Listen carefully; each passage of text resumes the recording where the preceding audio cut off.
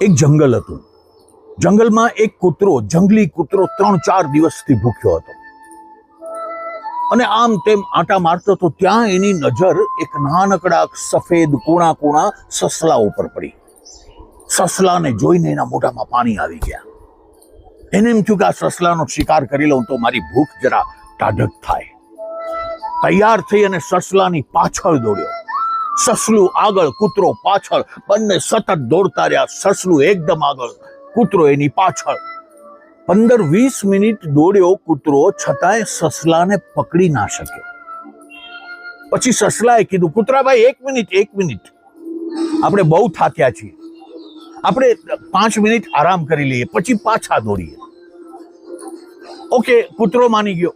સસલું ને કૂતરો એક ડિસ્ટન્સથી, એક અંતરથી બંને જણા ઉભા રહી ગયા અને સસલાએ કૂતરાને પૂછ્યું, કૂતરાભાઈ, મારા ને તમારામાં શક્તિશાળી કોણ?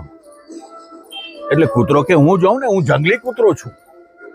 પણ કૂતરાએ પૂછ્યું, તો સસલા, હું તારા કરતા શક્તિશાળી છું તો હું તને પકડી કેમ નથી શકતો?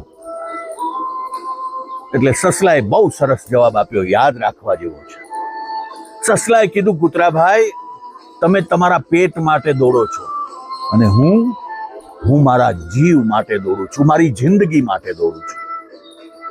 કહેવાનો મતલબ એ છે સાહેબ કે તમે કયા લક્ષ્યથી તમારા શિકારની પાછળ દોડો છો, કયા વિચારથી તમે તમારા લક્ષ્ય તરફ દોડો છો, એ બહુ મહત્વની વાત છે.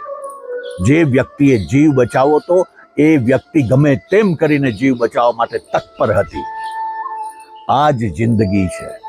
તમે તમારા લક્ષ્ય તરફ કઈ પ્રેરણાથી, કયા ફોકસથી, કયા ડેડિકેશનથી દોડો છો, એ મહત્વનું છે.